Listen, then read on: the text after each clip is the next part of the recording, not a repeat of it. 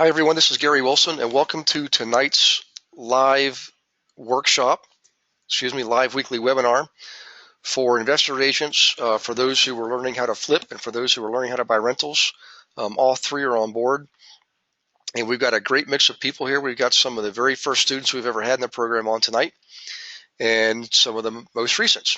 We've got Ray from Pittsburgh and Chris from Phoenix, the senior most veteran student, and their newest brand new student on board. So welcome aboard, both of you. Tonight, what we're going to go over is the letter that we use to send to property owners who own properties that we believe we can sell. We can, and typically sell to our buyer clients. So we're going to go over that tonight. Just a recap, though, of where we come just this year, so far this year. The beginning of the year, actually starting the week between Christmas and New Year's, we started in the material from the beginning. We didn't get into like module 3, for example, but we did get into modules 1 and 2 in depth and in detail. So if you're brand new and you're looking for webinars where we go over some of the new material that you've just gotten, start back at I think it was Tuesday the 29th. I can't remember exactly, but in any case, the Tuesday between Christmas and New Year's, we would have gone over module 1. And then as subsequent weeks, we would have done a little bit more module 1 and mostly in module 2.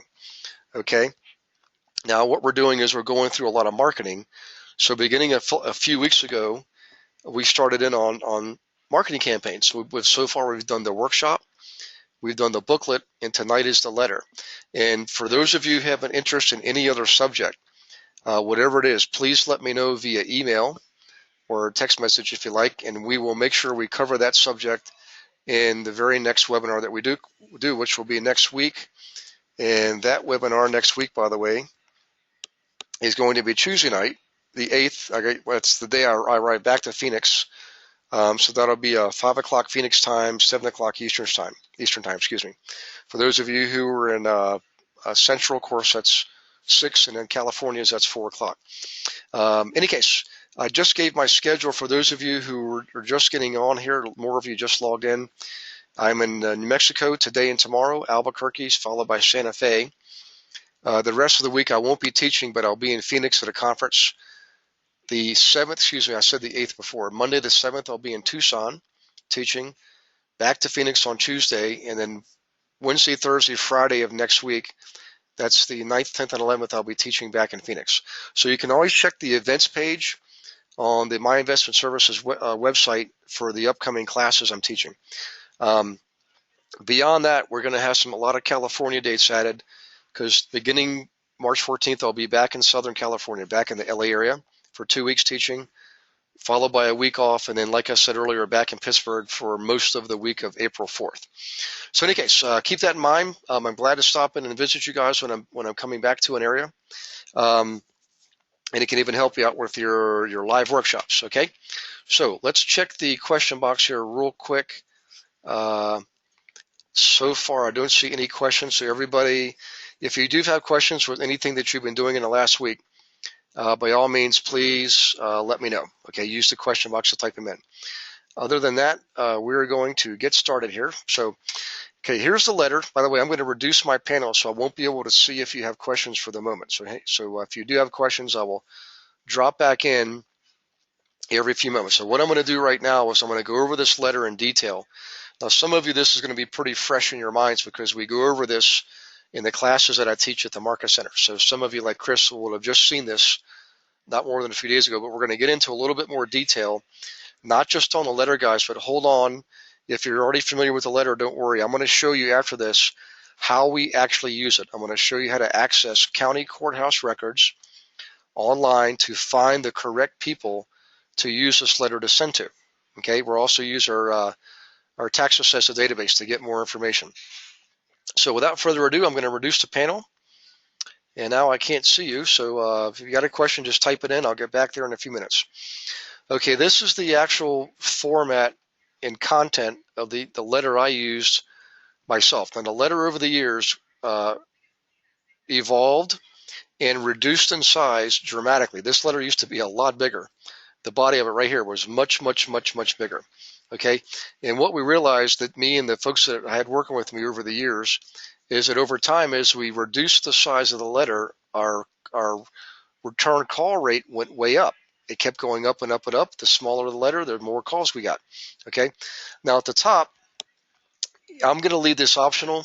I always like to put at top, disclose who I am. I'm Keller Williams. This is the Win Realty team. Here's the contact information and address of the office. Now, a lot of you would rather put that down here. And you can see down here I have more contact information. It's different. This was my personal business office address. Not a business center, but it was where I conducted business. If you notice, it's different than the KW office address. So here's what I would tell you right out of the gate.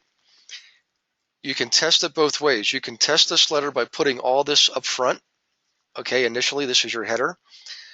And you can also test it without having any of this up front at all.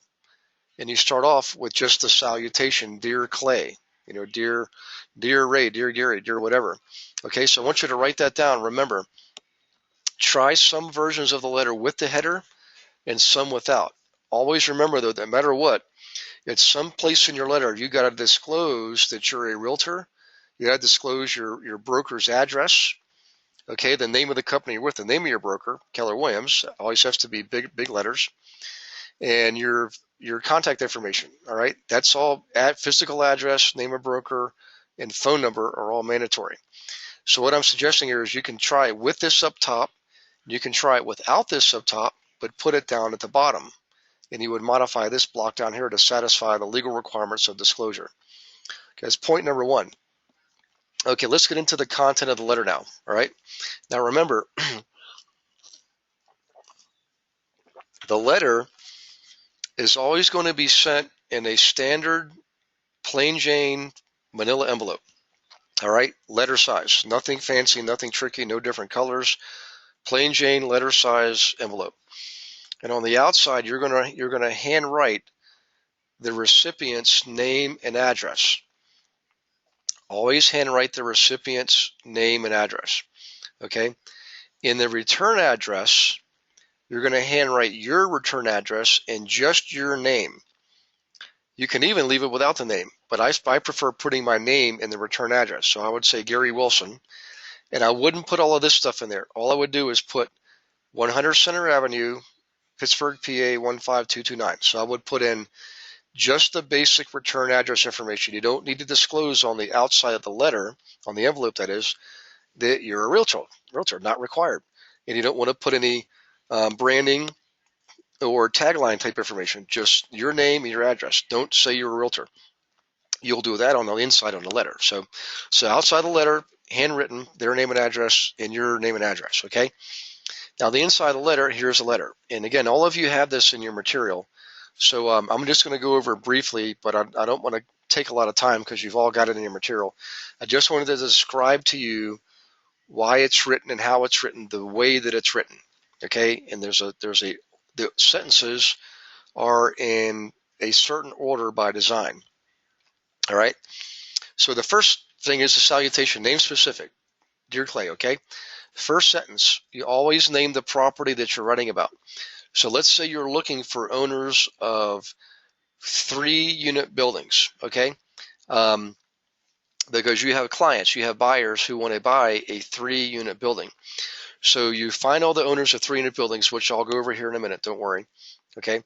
And you write them, and you specifically name their individual property. So if I'm writing to Clay or Ray Higgins, I'm going to say, I'm writing to you about your property located at 17 Elm Lane in Etna, and you fill in the blank. This could, wherever you are, Phoenix, Atlanta, Orlando, Tampa, Lake City, wherever you are, LA, you name it.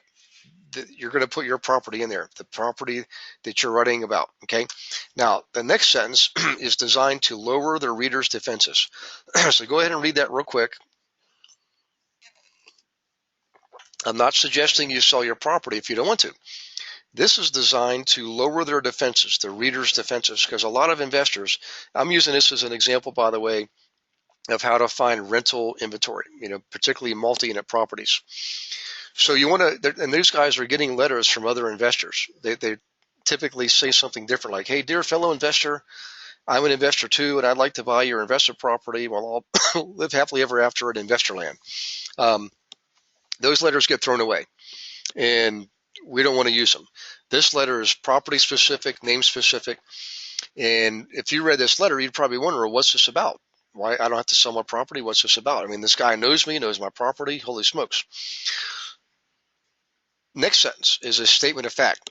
Then you say, however, inventory is tight right now. Okay, statement of fact, which is true in most parts of the country, and it's particularly when it comes to multi-unit rentals. Okay, and what that means to a recipient is, in terms of business, when you're talking about supply and demand, if inventory is tight, that's like, hey, I've got some of this inventory. Inventory is tight. That drives up prices. Maybe I should entertain, the thought of selling this property. So inventory is tight right now, and I have clients like Mr., Mrs. Smith, Jones. You fill in the blank. You put an underscore there, and fill in the blank. Okay. Now I always use one of my buyer clients' name, last name only.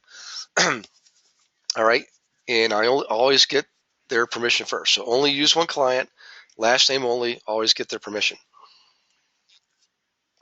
And by the way, I've never had an investor ever say, "Hey, you can't use my name." They're always more than happy to have me use their name if it helps me find more inventory for them to look at.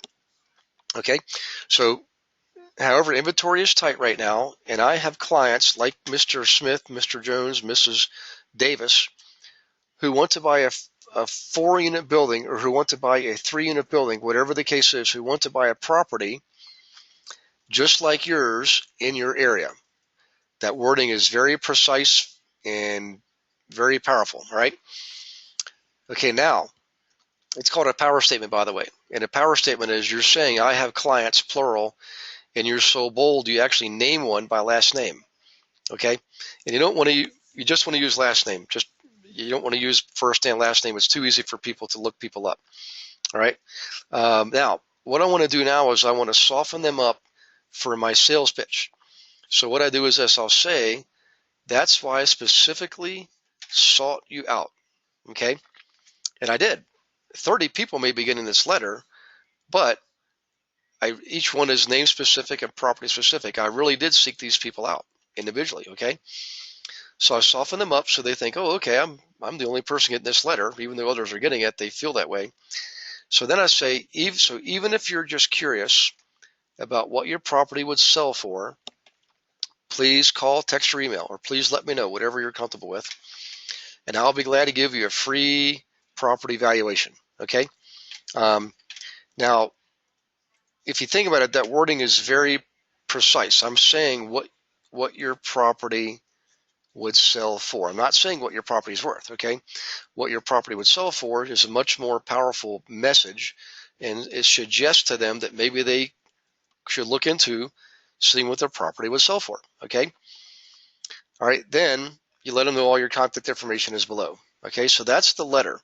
Now, it works very well because it's very short, it's very precise, and what you're doing is you get them intrigued by naming them by name and naming their property specifically. You say you lower their defenses. You don't have to sell your property if you don't want to.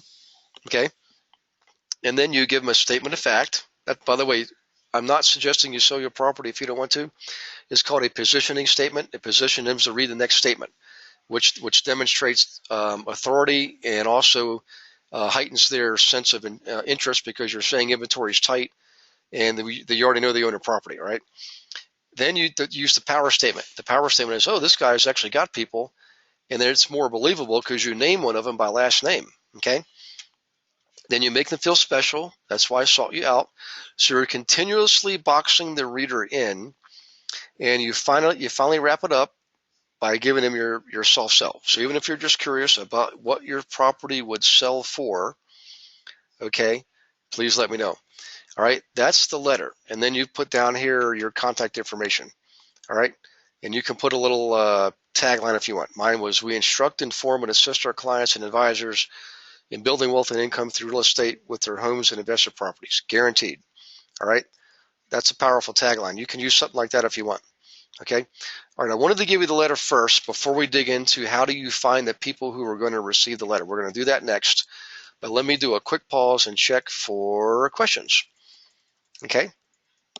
Let's see here. We have one from Peter. Hi, Peter. So Peter says, "Hi, Gary. Just curious. Do you ever go look for FSBOs to get multifamily buildings if inventory in MLS is low before sending the letter?" Yes. So actually, this letter, um, the way this letter is used, Peter, in the case of multi-units, is designed to find people who own multi-units and may have some interest in selling or have thought about it, or maybe they're just curious about what it would sell for. And this is a really easy, soft touch, non-contact way, or soft contact way to get them to respond. So the letter is very adaptable, by the way. And I will tell you this: so you guys, if you do, please have pen or pencil handy because you want to write this down. The example I give here is just to send to people who own small rentals, duplexes, 4 units, etc. The letter is very adaptable. So you could, Peter, you could use this letter to send to FSBOs. Even if they just are trying to sell a single family home, that single family home may be a great flipping opportunity for some of your clients. Okay. So you could use this letter, if you think about it, literally verbatim to send to FSBOs. If you look at the letter, you almost don't even have to change a single word. Okay. By the way, it's also very good for expireds. Now, the thing was a letter, it's going to take a couple days to get there. And with expireds, you generally have to act pretty quickly. But I would still use a letter because most people are trying to call. Most agents call. And I can't tell you how many times when I used to go to look for FSBOs, expireds, I realized very quickly almost all agents at some point are trying to get expires. And I had so many times the person answering the phone says, "Gee, this is the strangest thing. You're the 5th Keller Williams agent who's contacting me today." So like when we go to Bold Class, in Bold Class, we give out a list of expireds and we ask you to go call them on. And then that's why everybody's calling the same ones, kind of a funny thing. But in any case, you can also use a letter to send the people who are going through probate. That's your decedents. That could be other flip properties. You can also use it for people going through divorce. We're going to show you that in a minute. People going through foreclosure. I'm going to show you how to find them. People who are rental property owners who are in a court case right now. They're in a landlord or tenant case. They might be highly motivated to sell if they're being sued or they're trying to kick a tenant out. I'm going to show you people who are behind on property taxes. Okay, we'll show you how to find those people. All right. The bottom line is the letter is very adaptable. So yes, Peter, I would use it for FSBOs, and I've used it for all kinds of cases. In this case here, these folks may or may not be interested in selling. I won't know that until I send a letter and they respond to me. If their property is, you should always look and see if a property is currently listed for sale. If it is listed for sale, you could choose to not send a letter, or what I would rather have you do is, we don't see it on here. There's a disclosure that says here, if you're sending it to someone whose property is listed for sale, you want to say it right around here below the facts line, is this letter is not intended to solicit business from you. If you already have your property for sale, you're already under contract with another agent, you may disregard this letter. It is not intended to interfere with a contract, something like that. Okay. But in most cases, you're going to find that this property is not listed for sale, and so you send them this letter. All right. Now let me check for any other questions. This is Russ. So Russ says, "What do you do if you do not have an investor client yet?" So Russ, you definitely want to get your buyers first. So this is a key concept to working with investors. Russ, what we realized early on in developing our training programs is when you work with owner occupants, you definitely want to get listings first. In most cases, you want to do that because your broker is always saying, go get me more listings. That's true with owner occupants because on owner occupied properties, they generally only sell once every 10 years. And of course, you're going to have one buyer. So in order to attract buyers, it's great to have listings. That's true with owner occupants. Okay. In the case of investors, Russ, what we realized very early on is it's much better to get buyers first. So with your investors, Russ, get buyers first. In fact, the booklet that we went over last week is a great technique for getting buyers. And the workshop that we went over the week before is an awesome technique to get buyers. Okay, so you want to get your buyers first. Get them, build up your database with some buyers. Then you'll know what they're looking for. You'll know what the demand is, and you'll know you should be looking for flip properties, or you should be looking for duplexes, or you should be looking for 4-unit buildings, whatever the case is. So get your buyers first, Russ, and then you'll have your database of buyers that allows you to use this letter. If you try to use the letter blindly, we've had people do it, and yes, you'll get listings that way. But if you don't have buyers, it's going to catch up to you. People, at some point, somebody's going to call you on it. They're going to say, hey, where's Mr. Matajasic? Where's Mrs. Smith? Okay, so you have to only use this if you already have buyers. Okay, let's see. This is Brian. Hey, Brian. Brian says, hey, Gary, I tried this letter for a residential client, and I got a response. Seller wanted too much for the property, but it was great to get a chance to review with the client. And well, thanks, Brian. I appreciate that. So you're using it for a residential property. I assume you mean owner occupied. What you might want to try, Brian, if you're looking for traditional listings, I'm going to show you in a few minutes here how to go to your county court records and find people who are more likely to be highly motivated to sell. But I appreciate your feedback, because you're right. The letter is awesome. The letter definitely pulls responses, Okay, so let's do this. Let's show you how do you find the people that you send a letter to.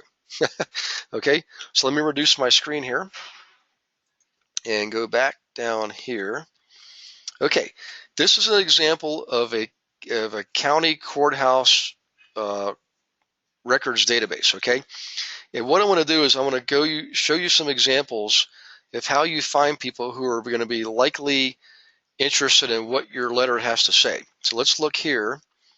I want to go to probate first. Okay, we're going to typically go to a probate database. Every court has different databases for different record types. I always like to search by date range. So I'm going to click on date range. Let me click on that. Okay, and let's just type. By the way, I only like to use 1 week in a date range, because in most areas of the country, you'd be amazed at how many court records are filed on a weekly basis. So let's see. This is the 29th. By the way, happy leap year day to everybody. So let's see, February 22nd, 2016 to February 29th, 2016, which is today. And I'm going to look for decedent estates. So probate refers to estate sales. In other words, a person passes away and they own property, and their estate needs to be settled. Okay, if there's no living trust or a very poorly written will or no will, the property has to be probated. It's got to go through the court process to make sure that the right heirs are there at the right time and get what's due to them. So let's see. We can see there in 1 week. Look at that. That's how many it is. I don't know how I lost count there, but that's probably 40 court records in 1 week, just in one county only, just on probate. All right. So let's pull this up here. Pull up the first case, see what we get. All right. You can see the decedent party.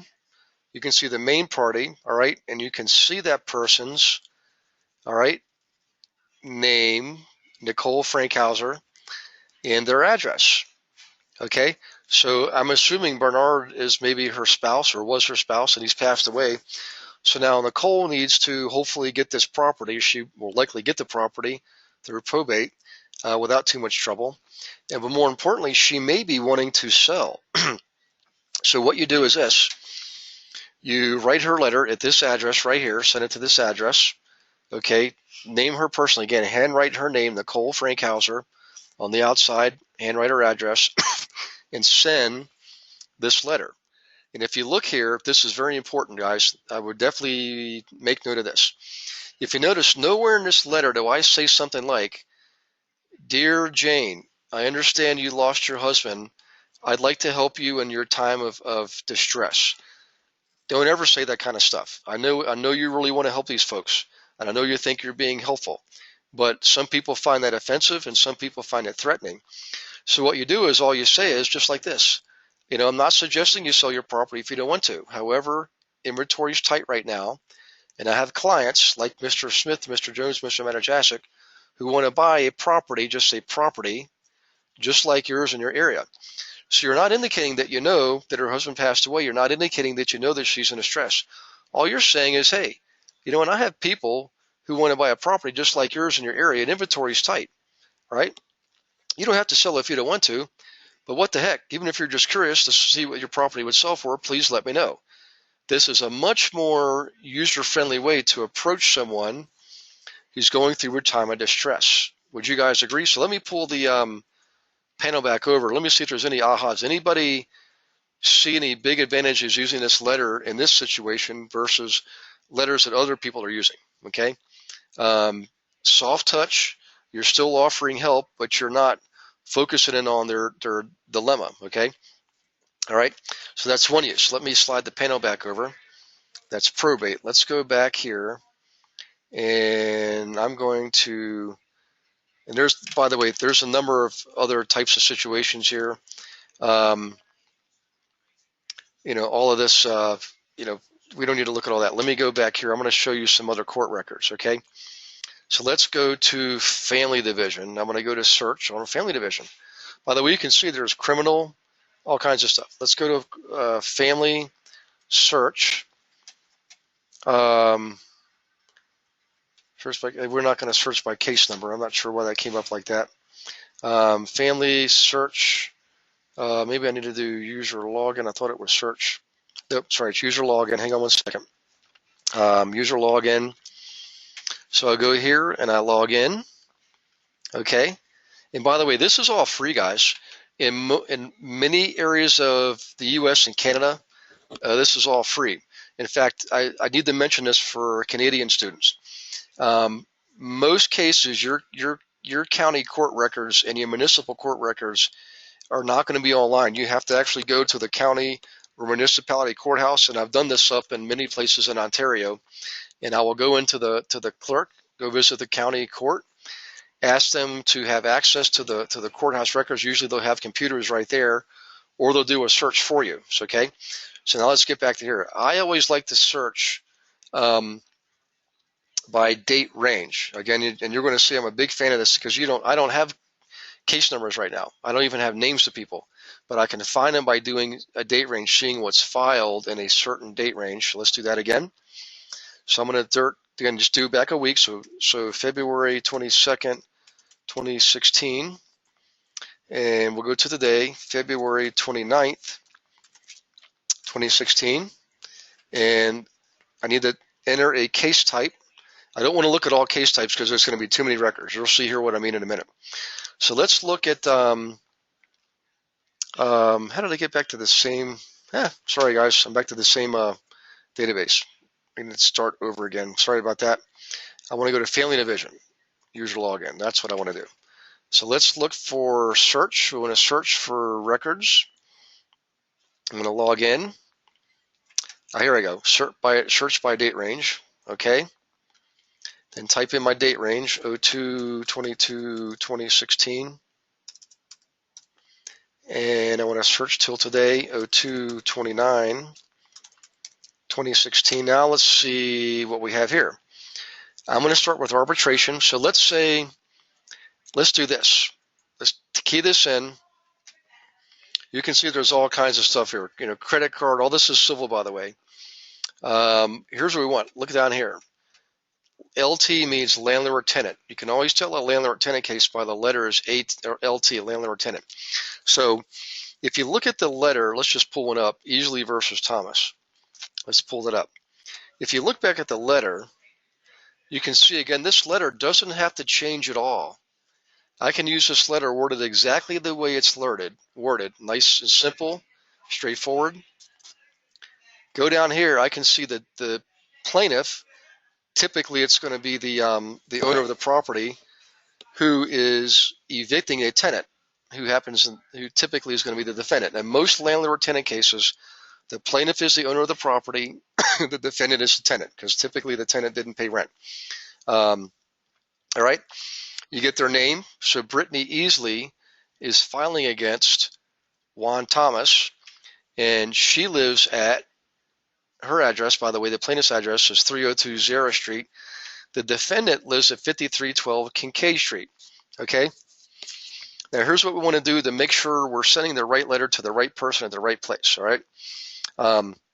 You typically would send the letter to Brittany, addressed at her. This is her street address, so that's going to be on the outside of the envelope, 302 Zara Street. On the letter on the inside, though, you use this address. So you send the letter to Zara Street. Inside, when you say, I'm writing to you about your property located at, you would put the Kincaid Street address. Okay, everybody follow me there? Again, we're going to double check this by going to the tax assessment database here in a minute.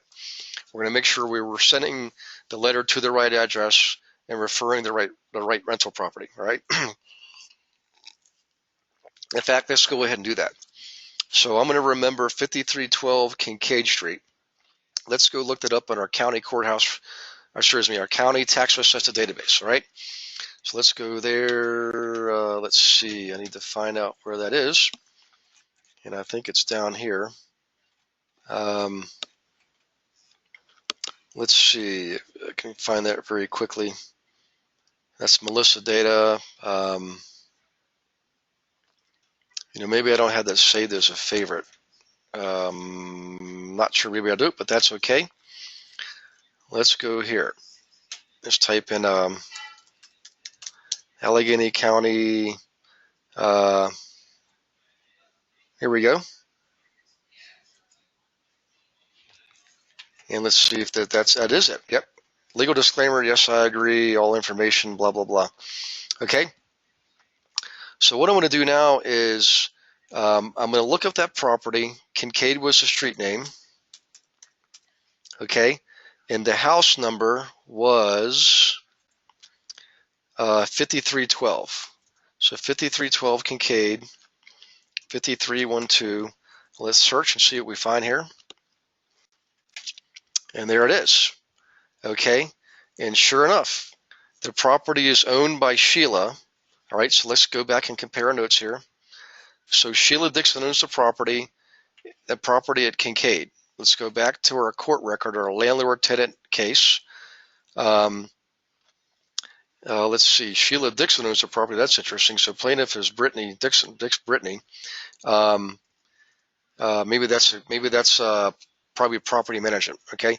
The defendant who live in Kincaid, you can see the defendant, Juan Thomas, is not the owner. It's Sheila Dixon. All right. And let's see. Owner mailing is Kincaid. So that's the case right there, actually, where the owner lives at the property. I'm not sure why. That's interesting. So this is why you double check. So I would not send this letter to this person because apparently, actually, let's check and see. Let's check another case record. That's what we'll do. We'll check another court case record. But what I'm determining here is the owner of the property is at the address that Juan lives at. So I'm going to say this is, I'm not sure what's going on here because the owner, that doesn't make sense. The owner, this should be a different address is what I'm getting at, all right? So let's find another case record here. Let's go back and let's check the next one. This is CA Properties versus Reader. Okay, and actually I know the owner of CA Properties. So in any case, the plaintiff is filing a landlord-tenant case against Shane Reader at 209 Saline Street. So let's go look at 209 Saline Street. Let's go back here. We're going to do another search. And I'm going to type in Saline. And I'm going to type in 209. So let's see what we get here. Okay. Sure enough, Bradford and Jaya Robertson, through their property manager, has filed a landlord-tenant case against the tenant at 209 Saline Street. And I know this is a good one because if you look, their mailing address, owner mailing, is somewhere else. It's 1023 Farm Lane, Westchester, PA. So you would send the letter to 1023 Farm Lane, Westchester. Okay, so that's going to be on the outside of the envelope.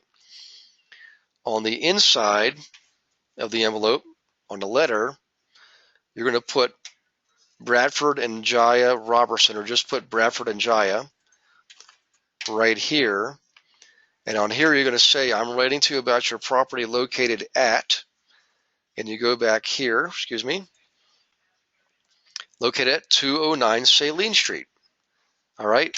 And if you go back to the landlord tenant case, CA Properties, I know is a property management company. I actually know the owner. And you don't want to send a letter there because of the property manager. You want to send a letter to the owner on the tax assessment database who owns 209 Saline. So inside the letter, you reference 209 Saline. And in the letter, again, you don't say, hey, I know you're evicting a tenant. Sorry to hear about that. I'd like to help you out. Maybe I'd like to buy your property. You don't say that at all. What you say is very non-threatening. You're not invasive. You're not indicating that you know their business. All you're saying is, I have clients who are interested in buying a property just like yours in your area. Now, the folks who own the property, the Robertsons, are going to receive your letter, okay? And they might be interested in knowing what the property would sell for because their tenant is not paying rent on the Saline Street property. Now, here's an example of where I would probably use the disclaimer down here. Because their property is being managed by a property management company, that property management company may or may not do listings. We don't know that. A lot of property management companies don't. In fact, my property management company never did listings. All right. Regardless, you don't know that. All you know is that they're under a management contract. So this is where you would say, hey, if you're currently under contract to list or sell your property, please disregard this letter. This is not intended to solicit business from people who are already under contract to sell their property, okay? If it's only under contract to be managed, then certainly they can entertain the concept of talking to you about listing and selling their property. Okay, so just want to make sure everybody understands that. Matter of fact, let me do a quick check on questions because I just gave you all a big handful of information here. Okay, let me see, make sure, pull this back, go back to my questions. Hang on one second.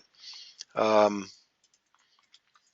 this is Melanie. Melanie says, once you mail out the letter to the homeowner, how often should I continue to mail it out? Is it one per month for a year, like the booklet campaign? Yes. So Melanie, excellent question. This letter I actually send out, depending on the use. In most cases, I will send it out every month for 12 months because it is a direct mail, campaign, direct marketing. And you want to do that every month for 12 months until either they call you or write you back or the 12 months expires, okay? So in any case, hope that it helps you. Let me check other questions here. This is from Ray. Let's see. Ray says, should the salutation, should it be the husband's name or the wife's name? Well, here's what I would do, Ray. Because on the county tax assessment database, it listed both of them, Bradford and Jaya. I would actually name them both. Dear Bradford and Jaya, just like that. No last name, by the way. Just first names. Dear Bradford and Jaya. Okay, because they're on here, the database this way, the county tax assess database. That's how I'm going to use it. Good question, by the way. Let's see. I thought I saw another one. Yes, this is Lana. Hi, Lana. Is it possible there is a basement apartment and that is why the address is the same? You know what? That's a good point, Lana. So in the previous example, guys, remember the owner's address was the same with the tenants. That is possible. It could be an up and down or a side by side, and the owner could live there. That is a distinctive possibility. But what threw me for a loop there, Lana, is the owner on the county tax assessment database was different than the plaintiff in the court case. The plaintiff was Brittany, and on the county tax assessment database, let's go back there and look, 5312 Kincaid. 5312 Kincaid, hang on one second. 3112. Sheila Dixon is the owner. So Sheila Dixon owns the property, and yet Brittany Easley filed the landlord-tenant complaint. So I don't really know what's going on here. I'm going to assume Brittany Easley is a property manager who works for Sheila Dixon. Okay, and it's very likely, you're right, that this is an up and down or a side by side, and Sheila lives there. She uses Brittany as her property manager and Juan as the tenant in the basement unit or the upstairs unit or something like that. So very possible. It's just in this situation, I could take my chance and use the letter and send it and see what happens. But I usually have so many possibilities. I mean, look at all these landlord-tenant cases, and there's others. And this is just in 1 week. And this is, by the way, there could be others. I just did 1 week, and I'm not sure if there's other pages. Let's see. Next page. Let's see. Yep, there's more LTs. Next page. More LTs. See what I mean? There's a lot of landlord-tenant cases, and because I've got plenty of good opportunities that I don't need to really take shots in the dark,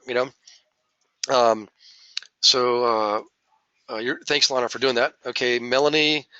Let's see. I think we answered Melanie's question. Good questions, by the way. Let's see. You're welcome, Lana. Okay.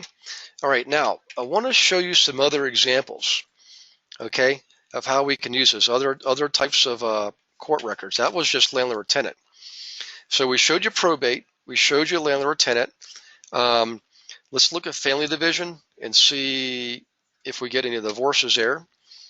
And yes, we do. Look, there's lots of divorces. You guys know that obviously the leading cause of divorce is marriage, right? So for every marriage, for every 2 marriages, you're going to find 1 divorce. And I apologize. I shouldn't make light of it. I'm a divorcee myself, and I would love to be in another long-term relationship. Just not sure when that's going to happen, but maybe in the near future. We'll see. So let's look at one. This is Falcomer versus Geary, Gehry, not me, Gary. And it looks like that's a divorce filing. So let's see what we have here. Okay, plaintiff. So Heather is filing against Justin. I got a feeling Justin made a mistake, obviously. Who knows what the case is. But here's what's interesting on this one. I don't understand this. They have 2 different addresses. Maybe Justin's already moved out. That's probably more than likely what happened. But here's what you can do. This is a really good one because you've got 2 different addresses. Now you can take that letter. Let's bring the letter up again. And I love this because you can see again. Let me reduce my panel. Hang on 1 second. You don't have to change the wording of this letter. Again, you don't want to say, "Hi, dear Heather, I understand you're going through the divorce. I would like to help you in your time of trial and and sorrow," or whatever the case is. Don't say any of those things. Just let them know you've got buyers who want to buy properties just like yours, just like theirs, in their area. So you name them specifically, name their property, and name one of your buyers by last name. They don't know how, everybody else is sending them letters saying, "Hey, sorry for your divorce, blah, blah, blah." People get tired of hearing that stuff. Again, they could be offended, it could be threatening, and it could turn them off. You're offering to help, but you're doing it in such a way that's you're not assuming or presuming anything. You're just saying, "I got buyers who want to buy your property." All right. So back to the database. What I would do is I would send one to Heather at this address, and I would send one to Justin at this address. Now you could go through again and double check and see, did Justin move out? Let's find out. Let's see who the owner of 238 Spring Street is. Okay, 238 Spring Street. Let's go look and see. Spring and 238. Let's see what we get here. Okay, there's several. Let's see. We don't know which one this is. That said Harwick. It doesn't matter. We have the owner's names here. Look. None of these properties are owned by anybody named Justin. So Justin is probably renting 238 Spring Street. Okay, so maybe you don't send a letter there, but you definitely send a letter to Heather at this house. Looks like she's going to keep the house. She may want to sell it and downsize. You never know, but I would try that letter and send it to her. Okay, so that's landlord-tenant, that's probate, and that's divorce. Let's see what else we have here. Okay, let's go back And let's go one more time. So delinquent tax, let's look at that one. Okay, now here's the interesting thing about delinquent tax. In most parts of North America, before a bank can foreclose on a property, the property has to go through what's called a share sale, and it goes through share sale, but not because the borrower has not paid their mortgage. More importantly, they haven't been paying their taxes, the property taxes, and we can see right here, people haven't been paying their borough, their township tax, their school tax, you name it. So let's pick one. Let's pick one of the school district ones, because school district taxes are usually higher than any other kind of tax. All right. So we're going to pull this up. The school district is filing basically filing a tax lien against Carl Hilbert and Sherry Hilbert, who both are owners of the same information. But let's see here. We didn't get a lot of good information on this one. We didn't even get a docket number. So let's go back here. Actually, we have information up here. 14,000 amount. So they owe $14,000. All right. Actually, let's click on this and see if we get what we want. And there you go. You've got the lot and block information. So now you could go to your county tax assessment database and bring it up by lot and block. Okay, and then you get the property owner's address to send information to. All right. So let's go back here. Let's see what else we can find. So again, if you think about it, look at the letter. The wording on the letter doesn't have to be changed at all. It's exactly perfect the way it's written to send to that person who's behind on their property taxes. You show up with this letter, you may be able to save the day, help them sell the property, pay off their taxes, and they don't have to go into foreclosure. But remember, every property goes into basically a tax sale first in most municipalities. There's a number of them here, but they're all going to be the same format. Okay, there's the same format. You get all the information. By the way, you can get property owner mailing address directly, and there it is right there. See, that's a shortcut. So you can send a letter right to this property, okay? And they might take you up on your offer, all right? Okay, that's tax liens. Let's see if there's one more we can find here that we can use this letter for. Here it is. Let's do this one. Mortgage foreclosure. So we're going to see,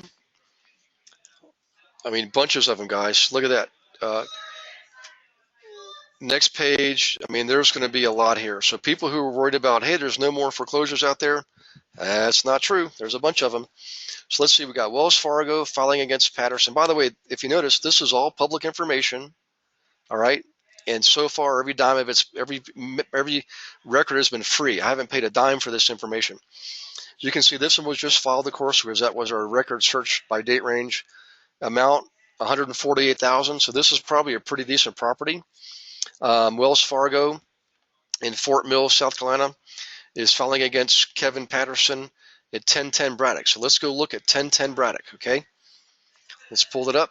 We're going to search by address, and we want Braddock, and we want 1010, okay? And let's do a search, all right? And you will see Kevin Patterson owns this property. Owner mailing address. Let's see what else we can find here. So he bought it for $142,000. Okay, let's look at the owner history.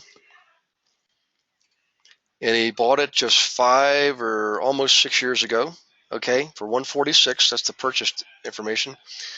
We can see comparable sales.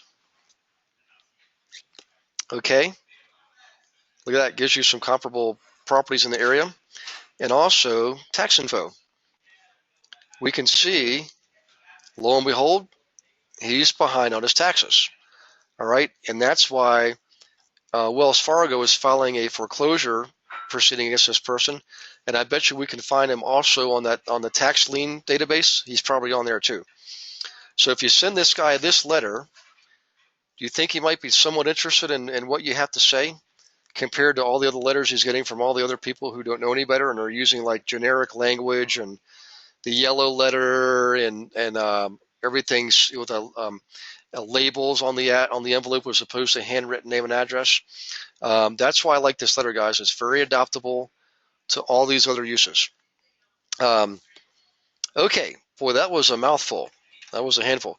All right, I want to kind of stop here as far as information and content because I just gave you a lot to think about and a lot to use. And again, back to Russ's question, I would get your buyers first. Okay. Now in this case, in the case of foreclosures, the one I just gave you, go ahead and use a letter for the guy going into foreclosure. You might be able to salvage, help him sell his property and salvage his credit. We got a question from Paul, so let's see what we say here. Paul says, wouldn't it be necessary to actually eyeball the property to confirm its marketability before approaching the owner? Good question, Paul, and here's what I do.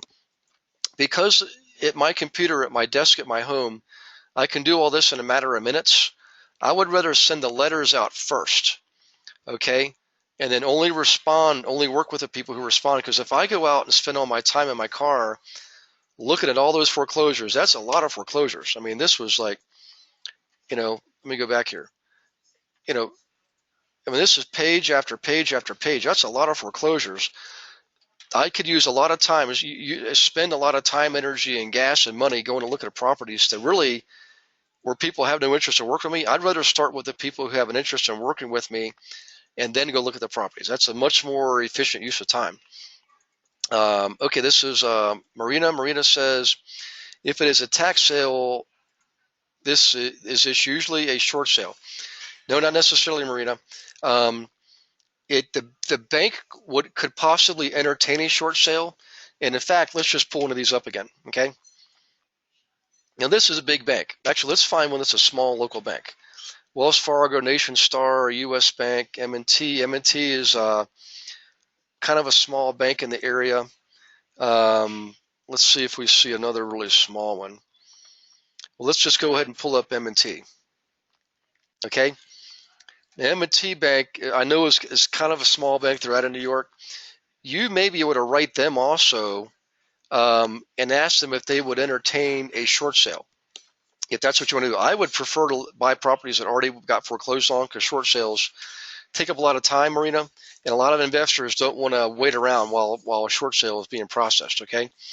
Let's see. Marina says again, if it is a foreclosure, is it up to the owner to decide whether they want to sell to you? Do we have to get through to the bank? If it's already in foreclosure, you do have to go to the bank directly. If it's pre-foreclosure, you have to go to the owner. And then what you do is once you get the property under contract, Marina, in the case of a short sale, then you use that information to approach the bank and say, I have this property under contract. I understand it's in pre-foreclosure, and we would like to work with you to satisfy the lien, sell the property and satisfy the lien. All right? Short sales is a whole different subject, by the way. Okay, let's see. This is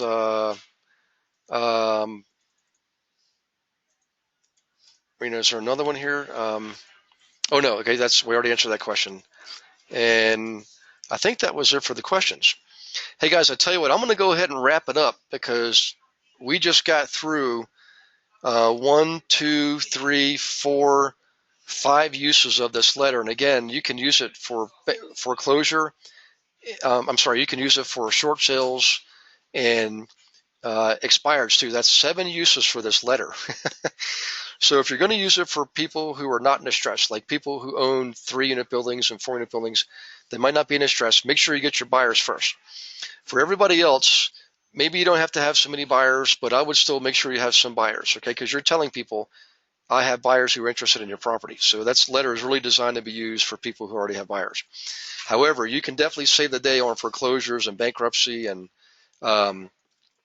divorce and probate in a number of cases, and also in landlord and tenant cases. It kind of short circuits the process because you're going specifically after motivated people. Okay, so okay, guys, awesome question. So let's see, we got another one here. This Marina. Okay, I'm just thinking if the owner has equity in the property, why would they not just sell the property and wait for the tax to fall behind The funny thing is Marina, a lot of people who are in this situation, something dramatic may happen in their lives. And a lot of people who are going through drama, they don't want to deal with all this stuff. They just would rather put their head in the sand and ignore it and pretend it's not happening. We see that an awful lot. So I know it makes logical sense to sell the property, get the equity out, and you will find that. And in a lot of cases you'll find that. But if they already have if the bank's already filed, notice of default (NOD), it's going to have to be a short sale, and you have to jump through all those hoops to make it happen. But yes, you can help save the day and help this guy get equity out of his property. By all means, do it. In most cases, though, you're going to find a lot of them, they're too far gone, they've given up, or they've taken a second home equity loans out, things like that, or they're going through a divorce, and the married couples are debating, fighting who owns it, who doesn't, who's going to keep it, who's not. All that kind of stuff happens. Good question, though, by the way. Let's see. Melanie says, would you put them on a system of marketing or just send the letter once? Oh, no, I would send the letter, and in most cases, I would send it every single month. Okay. In some cases, like in the case of, let's see, what would be a good one here? I would say foreclosure. I would send that letter every week in foreclosure. All right. Okay, let's see. Melanie says, great class tonight. Thanks, Gary. Have a wonderful week. Well, you're welcome, Melanie. I appreciate it. I appreciate the questions, by the way. So again, some of those cases I would send that letter out more frequently. In most cases, it would be monthly. And by the way, guys, remember to send me an email. Let me know what you want to talk about next. I'll pick a subject if I don't hear anything. But if you tell me what you want to talk about, I'll dig into it just like tonight, and we'll give you a lot of details. So, okay, guys, have a wonderful evening. For those of you in the Phoenix area, maybe I'll run into you again next week. For everybody else, if you're in Southern California, give me a shout out. I'll be back there in 2 weeks, the weeks of the 14th and 21st of March. I'll be glad to catch up with you. Everyone else, I'll look forward to seeing you next week, and that is the 8th, next Tuesday the 8th. Okay, everybody, take care. Have a wonderful evening. Thank you for participating, and God bless you. Bye-bye.